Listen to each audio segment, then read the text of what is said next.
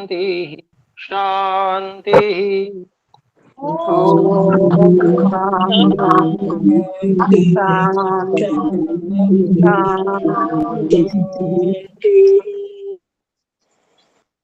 ओम।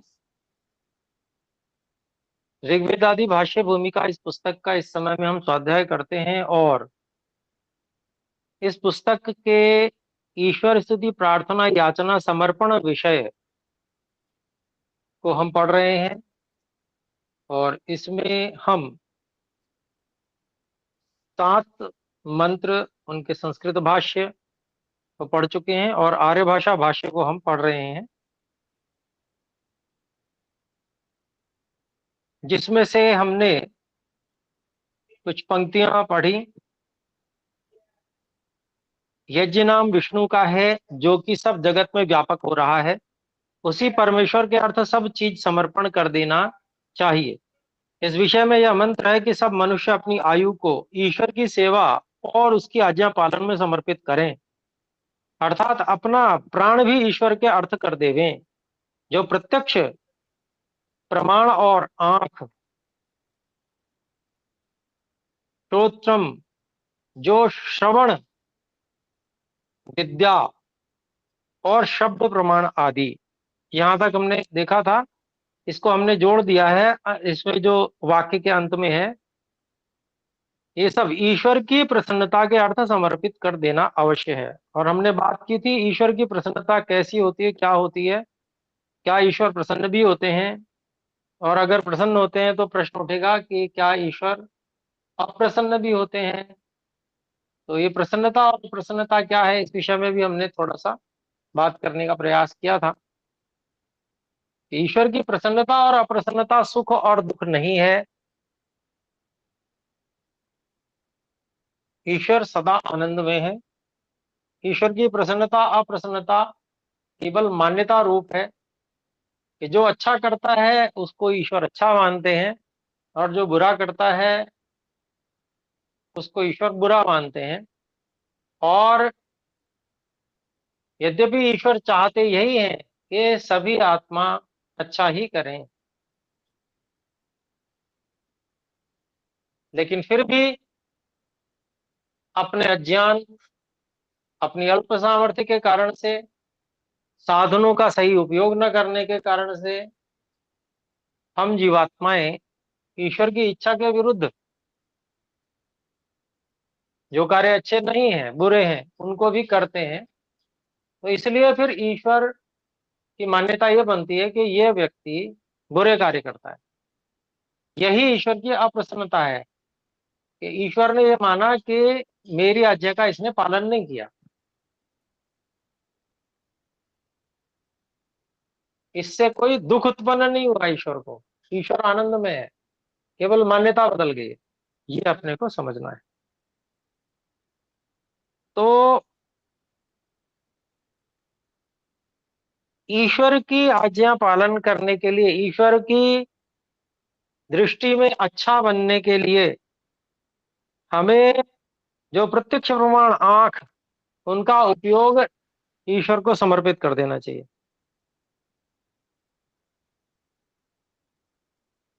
अर्थात हम देखें तो वैसे देखें जैसे ईश्वर की आज्ञाएं हैं, हम वैसे न देखें जैसे ईश्वर की आज्ञा नहीं है या विपरीत है।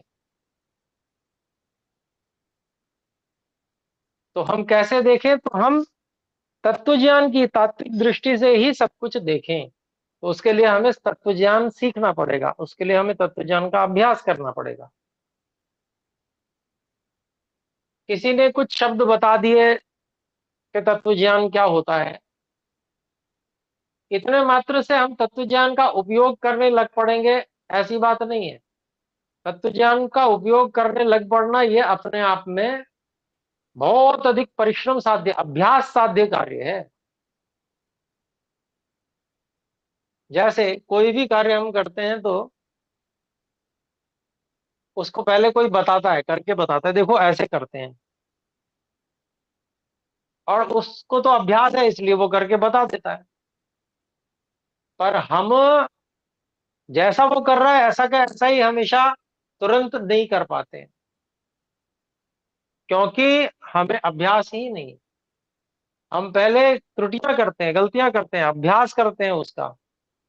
अभ्यास करने में बहुत बार त्रुटियां होती हैं, लेकिन जब हम आत्मनिरीक्षण पूर्वक अभ्यास करते हैं तो हम उसमें सुधार करते चले जाते हैं, और अंत में जाके हमें उसमें निपुणता प्राप्त होती है, और हम बहुत निपुणता से उस कार्य को करना, संपन्न करना प्रारंभ कर देते हैं। वहां फिर त्रुटियों की बीच में कोई बीच में त्रुटियों का कोई स्थान नहीं रह जाता, और सीधा बिल्कुल हर बार सही कार्य होता है। तो ऐसे ही हमको देखना है संपूर्ण जो जो कुछ, वो हमें तत्व ज्ञान की दृष्टि से देखना है।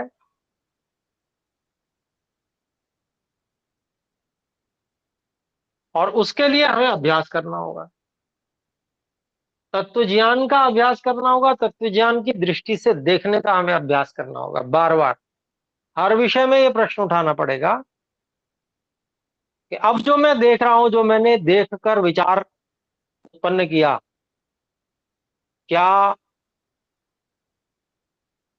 यह मिथ्या ज्ञान से प्रेरित है अथवा तत्व ज्ञान से प्रेरित है? उसकी बार बार तुलना करनी पड़ेगी। अभ्यास करते समय आरंभ में कार्य बड़ा धीमा हो जाता है, गति बहुत कम हो जाती है, क्योंकि अभ्यास न होने के कारण से धीमे धीमे कार्य करने से कार्य में कुछ सफलता प्राप्त होती है। तो सभी कार्य में गति धीमी हो जाएगी। जो व्यक्ति अभ्यास कर रहा होगा, आरंभ में उसकी सभी कार्यों में गति बहुत कम हो जाएगी।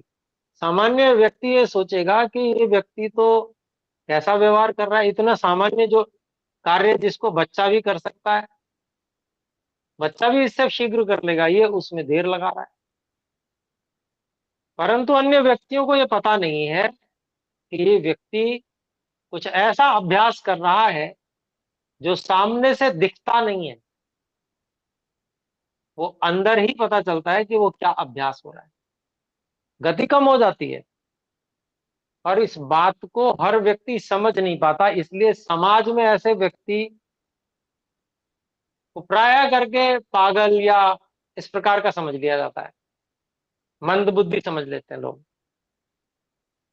इसलिए ऐसा अभ्यास करने का समाज में विधान नहीं रखा गया, बल्कि ऐसा अभ्यास करने का अवसर गुरुकुल में रखा गया है, क्योंकि आचार्य ने प्रेरणा की है। तो आचार्य उस विषय को समझते हैं, जानते हैं, उन्होंने भी ऐसा अभ्यास किया है, वैसा तप किया है। और शिष्य को, विद्यार्थी को उसकी वो प्रेरणा करते हैं, और विद्यार्थी उसको अपने ऊपर लागू करता है, उसका अभ्यास करता है। तो उसके अभ्यास को आचार्य समझते हैं और उसकी रक्षा करते हैं। किसी भी अन्य विद्यार्थी या जो गंभीर नहीं है विद्या के प्रति, ऐसे विद्यार्थी के द्वारा उस विद्यार्थी को हानि पहुंचाने की किसी भी स्थिति से उसकी रक्षा करते हैं, क्योंकि वो चाहते हैं कि ऐसा व्यक्ति तैयार हो, निर्माण हो, जो ऋषि बन जाए, क्योंकि उससे सबसे अधिक बड़ा कल्याण संसार का होने वाला है। और ईश्वर भी ऐसे ही चाहते हैं, तो ईश्वर भी सहायता करते हैं, विशेष सहायता करते हैं। और ऐसा अभ्यास करने वाले व्यक्ति को धीरे धीरे उसमें सफलता मिलने लगती है, उसका उत्साह बढ़ने लगता है, अंदर से उसको आनंद होता है, ईश्वर की कृपा से निर्भयता होती है, उत्साह मिलता है। तो यह कार्य करने योग्य है, जो यहाँ पर मंत्र में प्रेरित किया जा रहा है, प्रेरणा दी जा रही है कि जो प्रत्यक्ष प्रमाण और आंख ईश्वर की प्रसन्नता के अर्थ समर्पित कर देना अवश्य है। फिर ऐसे ही जो श्रवण विद्या, श्रवण अलग हो गया, विद्या अलग हो गया, और शब्द प्रमाण आदि वो विद्या के अंतर्गत ही आ गए। तो श्रवण क्या हो गया, जैसे हम आंख से देखते हैं ऐसे ही कान से सुनते भी हैं। तो ये श्रवण के साथ जोड़ देंगे, ये सुनना है वो सब ईश्वर की प्रसन्नता के अर्थ समर्पित कर देना आवश्यक है। अर्थात हम निंदा, चुगली, व्यर्थ की बातें, गप, अनुचित बातें वो नहीं सुनेंगे। और आजकल लोगों ने ऐसा आडंबर फैलाया है कि धर्म का नाम लेते हैं और लोगों को बताते हैं कि इसमें बड़ा धर्म का कार्य, बड़ा पुण्य है, और सुनाते हैं गंदी बातें। नाम रखते हैं ऊपर से भागवत, और उसमें जो गंदगी भरी हुई है उसको किसी तरह से लीपा पोती करके, जैसे तैसे करके उसको प्रस्तुत करने का प्रयास करते हैं। तो ये जो है नहीं करना। और हम क्या करते हैं, हम भी ये करते हैं, भाई किसी ने हमें बुलाया है और उससे हमारे अच्छे संबंध है, वो कह रहा है कि भाई हमारे यहाँ कथा है, इस तरह की है ये भागवत की, तो हम भी चले जाते हैं कि भाई चलो कोई बात नहीं, थोड़ी देर बैठ के ही आ जाएंगे। परंतु यह किस बात का उल्लंघन है, ये इस बात का उल्लंघन है यहां पर जो बात कही है, जो श्रवण, ये सब ईश्वर की प्रसन्नता के अर्थ समर्पित कर देना अवश्य है। हमने संसार को अधिक महत्व दे दिया, ईश्वर को पीछे छोड़ दिया, हटा दिया, नहीं हम आपकी बात नहीं मानेंगे। तो ऐसा नहीं करना है। तो इसीलिए जो व्यक्ति सही बात पर अडिग होता है उसको कट्टर कहा जाता है। कई लोग गलत बात पे भी कट्टर हो जाते हैं, उसकी बात नहीं की जा रही, वो गलत है। अधर्म के प्रति कट्टर होना ये गलत है, वो उतना ही अधिक हानिकारक है। और सत्य के प्रति, अच्छे के प्रति कट्टर होना उतना ही अधिक लाभदायक है। कट्टरता बुरी बात नहीं है, लेकिन जो ईश्वर का आदेश है, ईश्वर की आज्ञा पालन है, उसके प्रति कट्टरता, वेद का जो उपदेश है, वेद के उपदेश के पालन के प्रति कट्टर होना, ये कोई बुरी बात नहीं है, ये धर्म का कार्य है और इससे ईश्वर की प्रसन्नता मिलेगी, अर्थात ईश्वर की दृष्टि में हम अच्छे बन जाएंगे। फिर आगे कहते हैं, देखिए, और विद्या और शब्द प्रमाण आदि, जो कुछ भी हम जानते हैं वेद की बातें, उत्तम उत्तम, और जितना शब्द प्रमाण हमने जाना है, अथवा जो अभी हमने पढ़ा नहीं है, पुस्तक आदि में है, आचार्य जी के पास में, उस सब को भी ईश्वर की प्रसन्नता के अर्थ समर्पित कर देना अवश्य है। वो कैसे होगा, तो उसके लिए हमको वो जो कुछ जानते हैं, जैसे उसका उपदेश ईश्वर ने किया है और अब भी योग्य व्यक्तियों को करते हैं। ईश्वर का उपदेश बंद नहीं होता, सामान्य रूप से सबके लिए उपदेश मन में करते हैं ईश्वर, क्योंकि वो ऐसा करने में समर्थ है।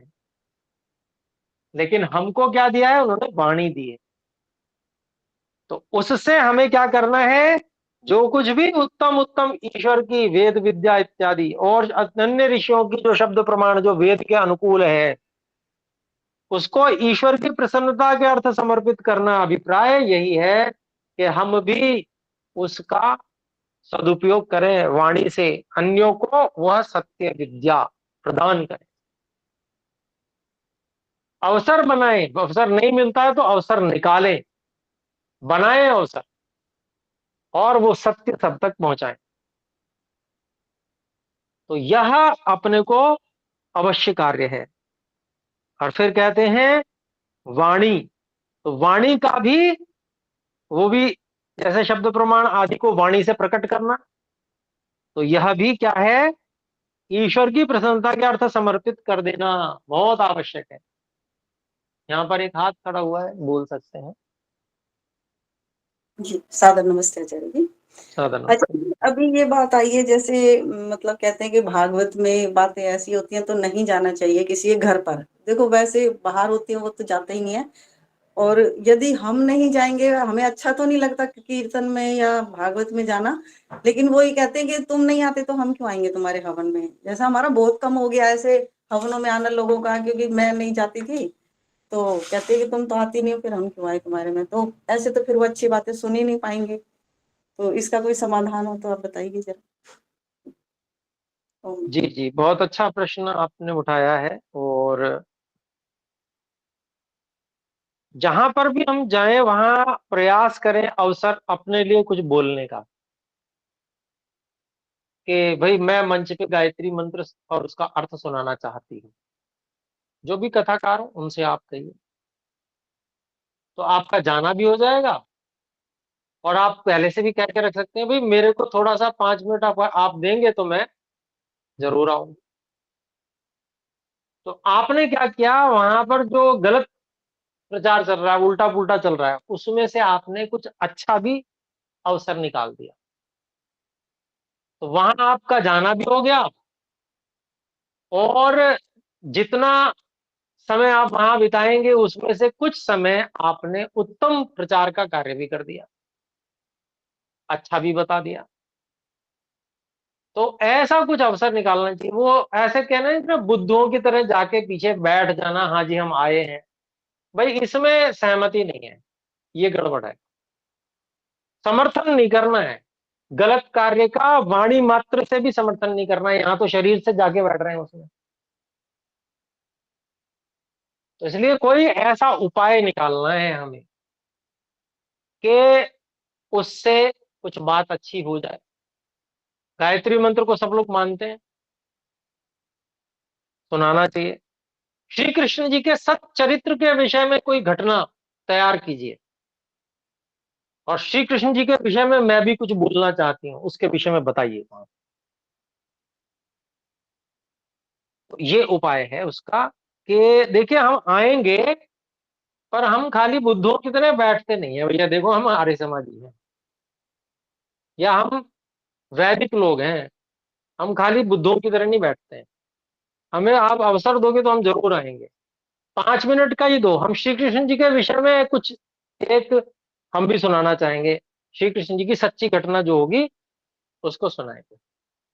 तो इस प्रकार से जिससे लोगों को उत्तम प्रेरणा वहां पर हमारे जाने का कुछ लाभ हो सके, ऐसा करने का प्रयास करना चाहिए। तो ऐसा आप भी कर सकते हैं। तो मैं समझता हूँ कि कुछ ना कुछ समाधान हुआ होगा। बाकी जी जी, कुछ लोग धन्यवाद। ऐसे भी होते हैं। आचार्य जी, बहुत धन्यवाद। धन्यवाद जी। बाकी कुछ लोग बहुत विपरीत मन के भी होते हैं, तो फिर वहां पर जो है नहीं भी जाए तो कोई बात नहीं। जो इतने विपरीत मन के हैं वो हमारे यहाँ भी क्यों आएंगे, और आएंगे भी तो वो हमारे से कुछ सीख नहीं सकते। तो ठीक है, हम आगे बढ़ते हैं। देखिए,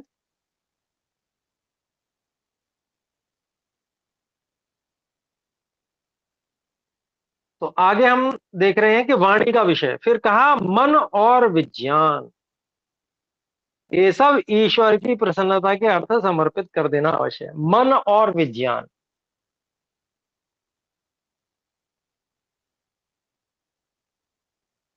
मन को कैसे ईश्वर की प्रसन्नता के अर्थ समर्पित करेंगे। तो मन को हम इस प्रकार से समर्पित कर सकते हैं कि मन में है ईश्वर, में केवल आज्ञा पालन, आपकी भक्ति करूंगा, अर्थात आपकी आज्ञा पालन का ही विचार रखूंगा, और इसके विपरीत किसी भी विचार को आने नहीं दूंगा। और स्वाध्याय, ओम का जप इत्यादि, और सबके हित का भाव, ये मैं रखूंगा मन में। जैसे कि आप रखते हो सबके हित का भाव, ऐसे ही मैं भी रखूंगा। अहित का भाव आने नहीं दूंगा मैं। तो ये ईश्वर की प्रसन्नता के लिए समर्पित हो जाना हुआ मन का। ऐसे दूसरी चीज विज्ञान, विज्ञान किसे कहते हैं? विज्ञान जो है वह ज्ञान से निकलने वाले बहुत सारे जो उपाय होते हैं उनको विज्ञान कहते हैं।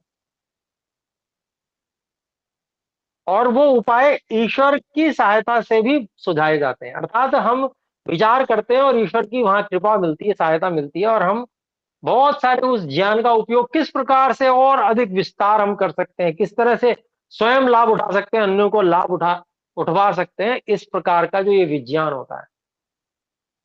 तो यह विज्ञान का उपयोग ईश्वर की प्रसन्नता के अर्थ समर्पित करने से अभिप्राय यही है कि हम उस सब ज्ञान और विज्ञान को ईश्वर का मानकर और ईश्वर का ही प्रसिद्ध करके उपयोग पहली बात करें, इस तरह से करें। दूसरा, उससे अहित ना हो किसी का, कोई उसका अहित, उस विज्ञान का उपयोग अहित में न कर सके, ऐसी व्यवस्था बनाएं।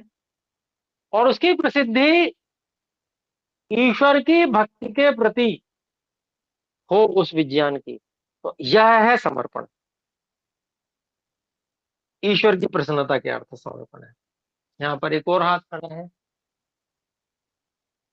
श्रीमान गुरुदत्त जी, कृपया अनम्यूट करके बोल सकते हैं। हाँ जी, नमस्ते आचार्य जी। नमस्ते जी। मेरा एक छोटा सा प्रश्न, जो अभी आपने बोला कि जो हमारे उनके विरुद्ध हैं आचार हमारे व्यवहार के, तो उनको हम ना बुलाएं। हमने अभी कुछ समय पहले, 5-6 महीने हो गए, अपने ब्लॉक में सामूहिक यज्ञ मासिक हम लोग करते हैं।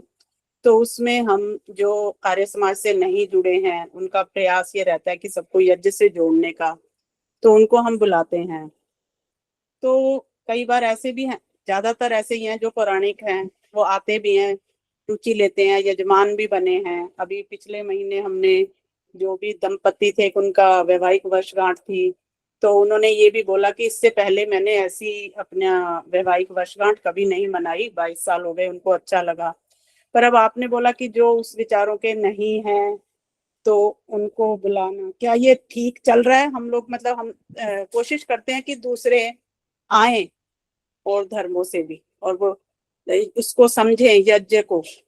हम ज्यादा कोई आर्य समाज को आगे नहीं रख के चलते, क्योंकि आर्य समाज से लोग, यज्ञ हमारा ये उद्देश्य है कि हम यज्ञ को सामूहिक पार्क में कर रहे हैं और यज्ञ से सब लोगों को परिचित कराएं। हमने उसका विषय भी यही रखा है कि प्रदूषण जी, के। मैं आपका प्रश्न समझ गया, बिल्कुल। धन्यवाद जी, म्यूट कर लें। तो बिल्कुल जी, बहुत अच्छा कार्य करते हैं आप, और सबको बुलाना चाहिए। मैंने, आप मेरी बात को शायद पूरी तरह से समझ नहीं पाई। बुलाने में तो कोई हानि नहीं है, परंतु गलत कार्य में जाने में हानि है। और अगर कोई इस कारण से हमारे यहाँ नहीं आता कि आप हमारे कार्य में नहीं आते हो, तो भले ही ना आवे, बुलाना तो अपने को चाहिए ही चाहिए, सभी को। तो मेरी बात ठीक है, अब मैं आपको भी, स्पष्ट हो हाँ, गई होगी। हाँ, मैं स्पष्ट हो गया मुझे। और मैं भी कई बार चली जाती हूँ, क्योंकि अगर हम, ये लगता है कि अगर हम नहीं जाएंगे तो वो हमारे यज्ञ में नहीं आएंगे। वो लोग बुलाते हैं तो इसलिए भी जाना पड़ता है कि जब ये अपना यज्ञ करवाते हैं, तो अगर मतलब जो आपने कहा वो बात मैं समझ गई, और अब आगे जी से जी थोड़ा इस बिल्कुल, बात का उसमें ध्यान। हाँ, इसको वहां पार्टिसिपेट कीजिए। आप थोड़ा सेवा कार्य भी कीजिए उनका, उनको लगे कि ये हमारे कार्य में सेवा कर रहे हैं। अर्थात वहां कोई इस प्रकार का कार्य हो, भोजन इत्यादि बनाने का हो इत्यादि, उसमें आप सहयोग कीजिए जाकर। भोजन कराना तो कोई बुरी बात नहीं है, अच्छी बात है। उसमें आपका वहां पार्टिसिपेशन भी हो जाएगा, सेवा भी हो जाएगी, और उसके बाद में आप कुछ कहने के लिए भी पार्टिसिपेट करें, ये मेरा अभिप्राय है। तो क्या है कि आपका प्रयोजन वहां जाना, उनकी गलत बातें सुनना नहीं होना चाहिए। ये अपने को सबसे बड़ी बात ध्यान रखनी है कि हम वो सुनने के लिए नहीं जा रहे हैं। हम वहां जाएंगे, भाग लेंगे, उनके यहाँ सेवा कर देंगे। सेवा करने के लिए जा रहे हैं हम, हमारे पास में एक कारण हो गया कि हम सेवा करने जा रहे हैं। सेवा करना बहुत अच्छी बात है, कोई बुरी बात नहीं। तो उनसे यही कहना चाहिए कि भाई आपके यहाँ हम आएंगे तो, पर हम खाली नहीं बैठेंगे, हमें आप कोई काम दोगे तो करेंगे। दूसरी बात, हमको कुछ आप थोड़ा सा 5 मिनट बोलने का भी अवसर दो। तो मुझे लगता है कि सेवा आप कहेंगे तो कोई मना नहीं करेगा, और आपका वहां पार्टिसिपेशन भी हो जाएगा, और आप उसमें उनकी गलत चीज में पार्टिसिपेट नहीं कर रहे हैं, ये आपके पास में एक प्रमाण भी हो जाएगा कि हम तो ये कार्य करने गए हैं, हम गलत चीज में को समर्थन करने नहीं गए। और उसमें आप कुछ ना कुछ अपनी बात भी रखें।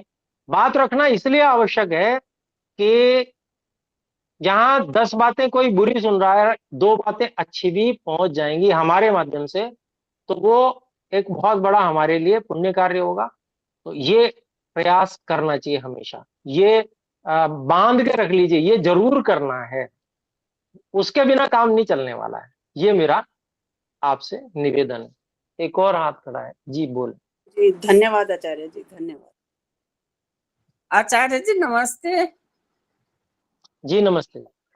मैं, आप कह रहे थे ना भी जाना चाहिए, मैं अब ये हमारी सारी गली पुरानियों की है, सारे सनातनी है, मतलब कीर्तन वगैरह करते हैं और मूर्तियों के सामने भाई आरती उतारते हैं। तो मैं 1 घंटे के लिए जाती जरूर हूँ। तो वहाँ अपना 2 भजन वो मेरे को कहते हैं, दो भाई 2 भजन बोल दो, पर मैं उनके भजन नहीं बोलती। मैं अपने ईश्वर के या अगर कृष्ण जी के भजन बोलना होता है तो अपने वैदिक विचारों वाला बोलती हूँ। तो उनको बड़े अच्छे लगते हैं। अब धीरे धीरे वो इस लाइन पे आ रहे हैं, अब थोड़े थोड़े उन्होंने अपने भजन बदल दिए हैं। मैं उनको 2 किताबें भी दे के आई हूँ पूरी मंडली में। मैंने कहा अगर हो सके तो तरज में बता दूंगी, और इसको इसमें से देख के अगर बोलेंगे तो मेरे को भी अच्छा लगेगा। और दूसरी बात, जब वो आरती उतारते हैं तो मैं खड़े हो जाते हैं सब लोग, तो मैं नहीं, ना खड़ी होती हूँ ना मैं आरती उतारती हूँ। तो 1-2 बार उन्होंने देखा, तो वो अगर अब मेरे को भाई फोर्स भी नहीं करते भाई आप आओ आरती उतारो। तो मेरे को ये इस बात का थोड़ा अच्छा लगता है, थोड़े थोड़े उनके विचार बदल रहे हैं। और जब वो हवन करते हैं, जब पुरोहित को बुलाते हैं, तो वो क्या करते हैं, हवन के टाइम सारे दोने में सभी जितनी भी संख्या आई हुई होती है तो सबको दोने में सामग्री पकड़ा देते हैं। तो वो क्या करते हैं, एक दूसरे से दोने में लेकर भाई उसमें डालते जाते हैं। जब हवन के समय सारा जितनी भी सामग्री होती है, कोई आधा किलो पौना किलो के करीब हो जाती है, वो सामग्री सारी एक बार ही डाल देते हैं। तो उसका इतना धुआं होता है, इतना धुआं। मन का फिर मेरे को देते हैं, मैं नहीं लेती। मैंने कहा अगर मैं डालूंगी तो यज्ञ में डालूंगी, वहां डालूंगी, बैठ के डालूंगी या खड़े होके डालूंगी, मैं वहीं दूंगी। और एक दिन आप मेरे को बोलने का मौका देना भाई, धुआं क्यों करते हो आप, ये दोनों में आप सामग्री देते हो, ये क्यों देते हो? इसके ऊपर आप मेरे को बोलने का थोड़ा मौका दोगे तो मैं बोलूंगी भी सही। क्या मैं ये ठीक कर रही हूँ? जी जी माता जी, बहुत अच्छा, बहुत बहुत धन्यवाद। बहुत सुंदर। हाँ। जी तो जी, मैं बहुत बढ़िया। जाती जरूर हूँ, 1 घंटे के लिए जाती हूँ। एंड में 5 पौने 5 जाती हूँ, 6 बजे उनका समाप्ति होती है। जी धन्यवाद, बहुत सुंदर। तो यहाँ पर कई उदाहरण सामने आ गए। आदरणीय बहन माता जी हैं कमला जी, आपने बताया कि आप भजन बोलती हैं और भजन के माध्यम से बड़ा सुंदर संदेश जाता है। तो बिल्कुल बहुत अच्छा है। उसमें बीच बीच में उपदेश भी थोड़ा बहुत रोक कर, क्योंकि कई बार ऐसा होता है संगीत में मन लग जाता है और व्यक्ति शब्द सुनता नहीं है। तो संगीत एक बार को रोक दीजिए और बीच में बताइए कि इसमें क्या कहा जा रहा है। तो इस तरह से भी जैसे भजनोपदेशक करते हैं, थोड़ा सा इसको भी करना चाहिए। जी आदरणीय बहन नीलम जी, कृपया बोले। मैं भी यही बताना चाह रही थी कि जो हमने पार्क में जाने लग गई हूँ मैं, तो वहां पर भी महिलाएं दादा भगवान की वो एक लेके आती हैं मुरली, वो सुनाती हैं।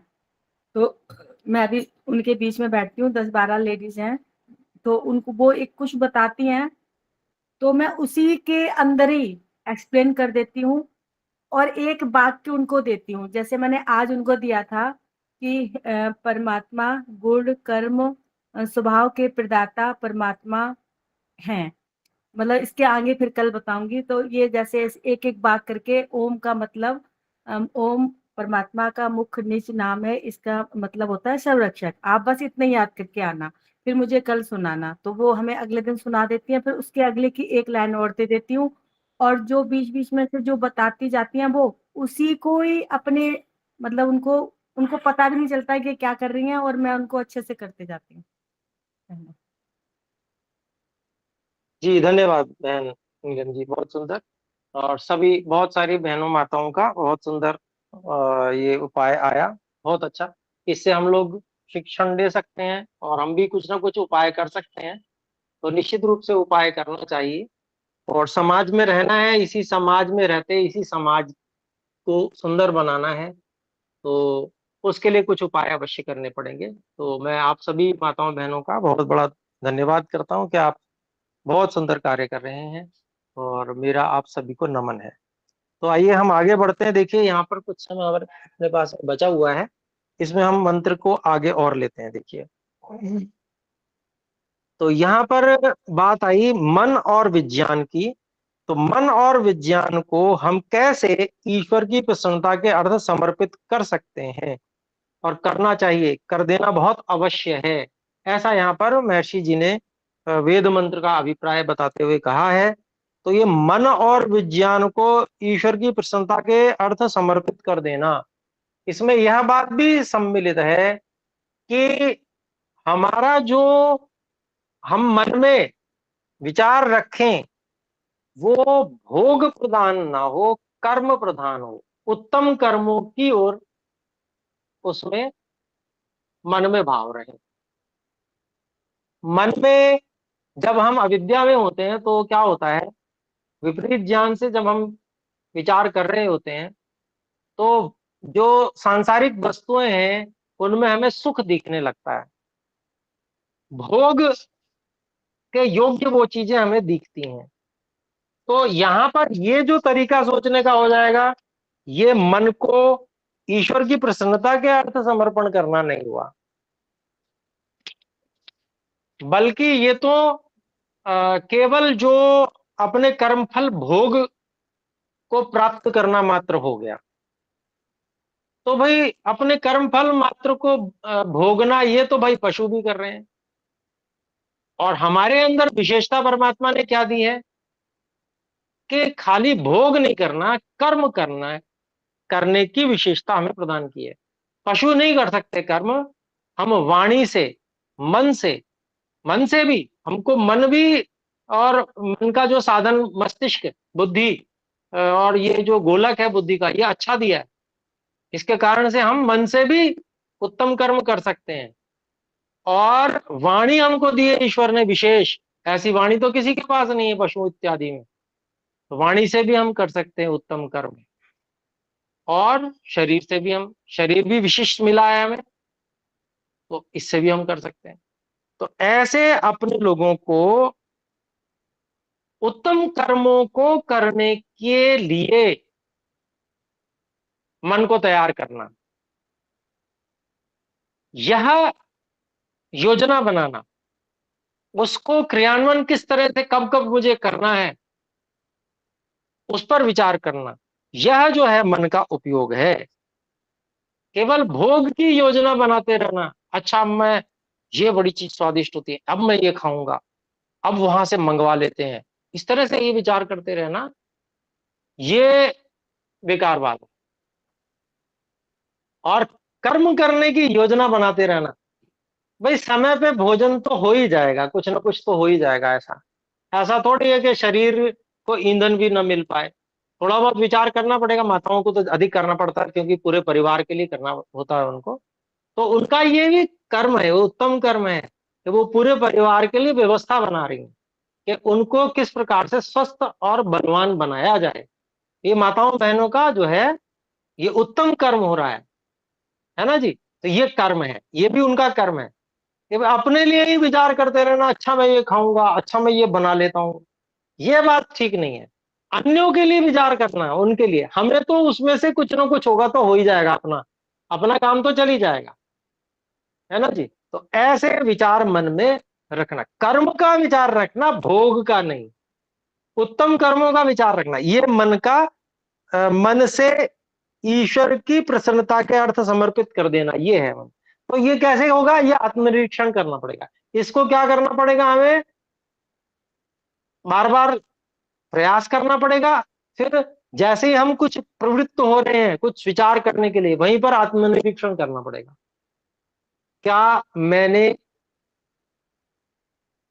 उत्तम कर्म के लिए विचार किया है या केवल भोग के लिए किया है? क्या अपने भोग के लिए विचार किया है या अन्यों के लिए किया है? अन्यों को सुख पहुंचाना ये भी अच्छा कर्म है ना।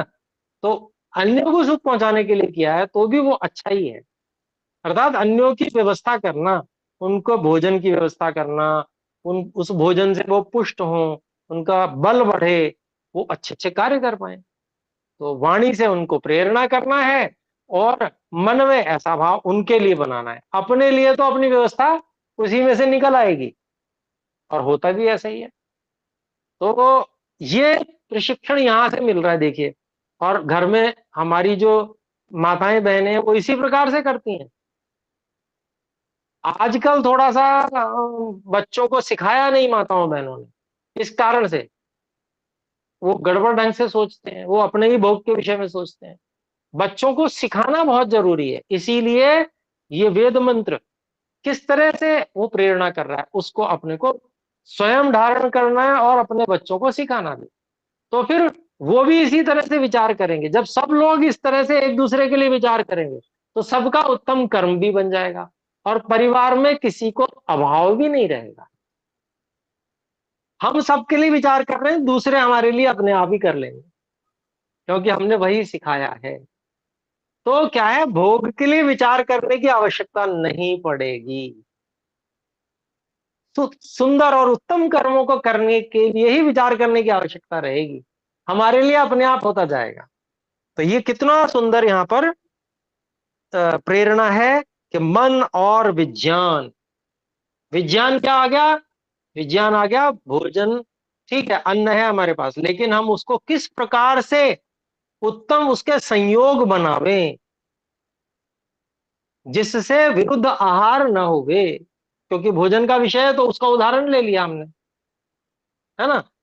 और आजकल क्या कर रहे हैं, कोई चिंता नहीं कर रहे हैं, उसी में दूध से बनी चीज उसी में नमक भी डाल रहे हैं, उसी में दही भी डाल दे रहे हैं। तो ये जो गलत परंपरा है उससे सबके स्वास्थ्य की हानि होती है। तुरंत पता नहीं चलता, बाद में पता चलता है। और पता क्या चलता है, याद ही नहीं रहता कि कहाँ गड़बड़ की थी।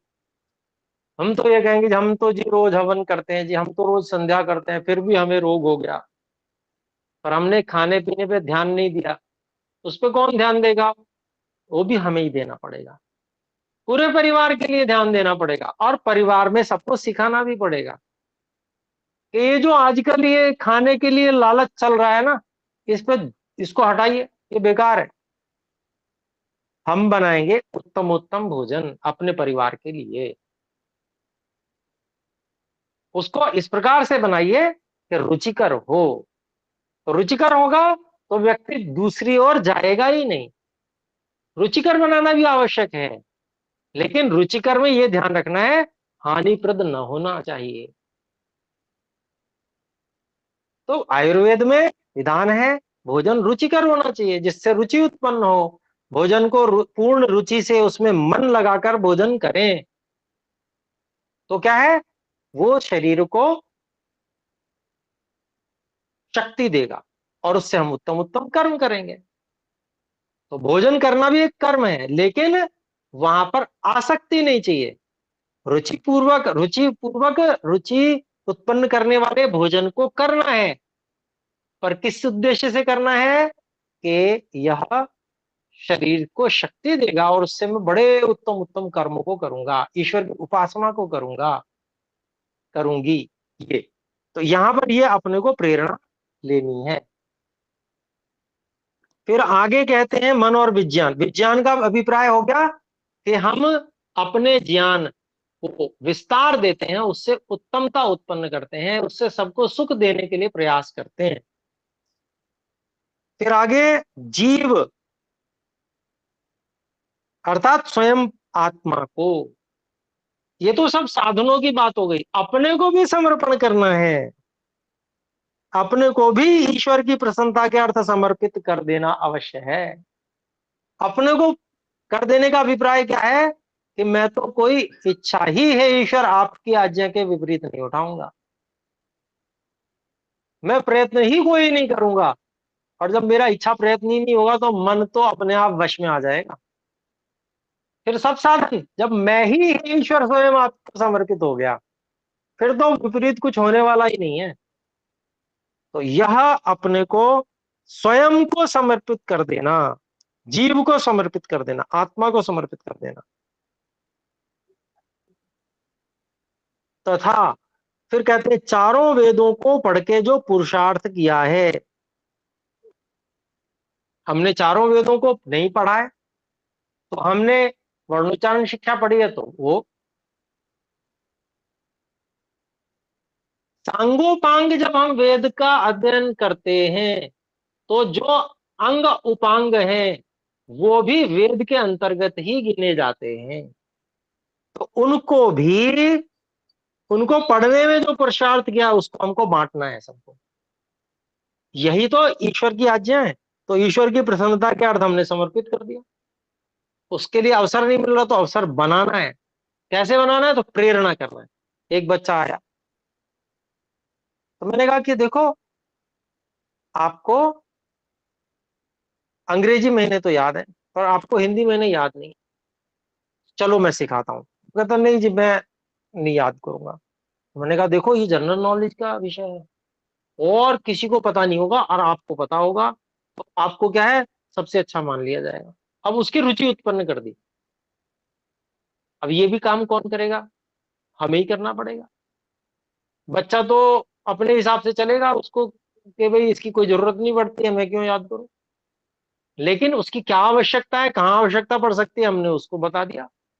तो क्या हुआ, उसमें रुचि उत्पन्न हो गई। उसको जो 12 महीने अपने इसके हैं आर्य भाषा वाले वो हमने याद करा दिए। ऐसे ही और भी कार्य। तो हमको क्या करना पड़ेगा? हमने जो विद्या पढ़ी है उसके लिए अवसर भी हमको बनाना पड़ेगा। तो वो बनाकर हम क्या करेंगे? हम ईश्वर की प्रसन्नता के अर्थ समर्पित कर देंगे। जितना जितना पढ़ते जाएंगे उतना उतना करते जाएंगे ईश्वर की प्रसन्नता के अर्थ उसको समर्पित।